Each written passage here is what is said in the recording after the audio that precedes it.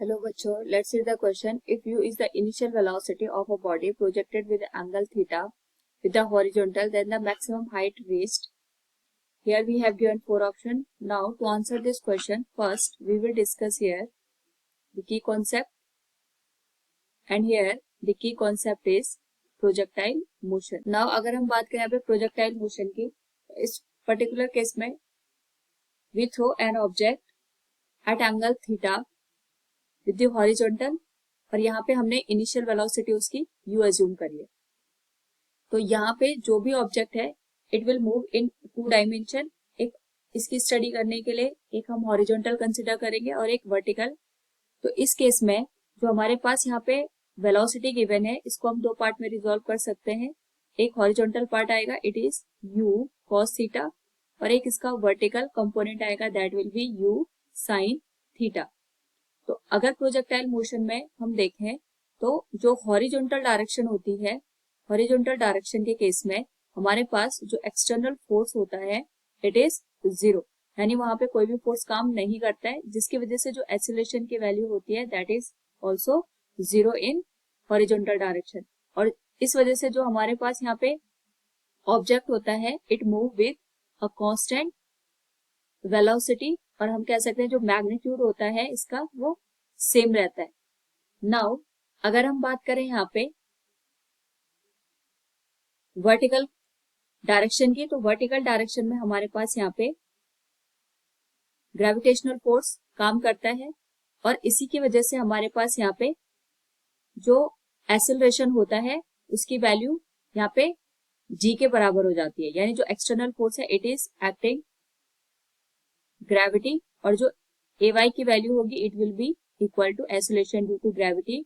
और इस वजह से जो वर्टिकल कंपोनेंट ऑफ वेलोसिटी होता है दैट गेट चेंज. नाउ यहाँ पे इस हॉरिजॉन्टल और वर्टिकल डायरेक्शन की अगर हम बात करें तो इस वजह से जो हमारे पास जो ऑब्जेक्ट का पाथ बनता है it is parabolic in nature. तो जब ऑब्जेक्ट यहाँ पे मोशन करते हुए अपनी हाईएस्ट पोजीशन पे पहुंचता है, उस पर्टिकुलर केस में we can find out maximum vertical distance, और ये जो मैक्सिमम वर्टिकल डिस्टेंस होती है इसी को हम यहाँ पे मैक्सिमम हाइट का नाम दे देते हैं. तो हमें यहाँ पे इस h max की वैल्यू को फाइंड आउट करना होता है. तो हमें यहाँ पे हाइट निकाली यानी वर्टिकल वैल्यू को फाइंड आउट करना है. So we will use the vertical component by using third equation of motion. तो हमारे पास यहाँ पे अगर हम third equation of motion use करेंगे in vertical direction, it will be final velocity का स्क्वायर इक्वल्स इनिशियल वेलोसिटी का स्क्वायर, क्योंकि अपवर्ड डायरेक्शन में मोशन कर रहा है, we will take here -2g h max. तो जब हम यहाँ पे वर्टिकल कंपोनेंट की बात करेंगे तो जैसे जैसे हम यहाँ पे अपवर्ड डायरेक्शन में ऑब्जेक्ट को मूव करवाते हैं, जो एक्सेलरेशन ड्यू टू ग्रेविटी है या फिर ग्रेविटेशनल फोर्स है ये डाउनवर्ड डायरेक्शन में काम करता है, जिससे जो हमारे पास u sin थीटा है इसकी वैल्यू यहाँ पे कॉन्टिन्यूअसली डिक्रीज हो जाएगी. और यहाँ पे जब हम मैक्सिमम हाइट पे पहुंचेंगे उस केस में जो vi की वैल्यू होगी that will be final velocity, it will B 0. तो हम यहाँ पे vi की वैल्यू रख सकते हैं, इट विल बी 0. और वर्टिकल कंपोनेंट हमारे पास यहाँ पे हो जाएगा u sin थीटा, इसका होल स्क्वायर हो जाएगा -2g h max.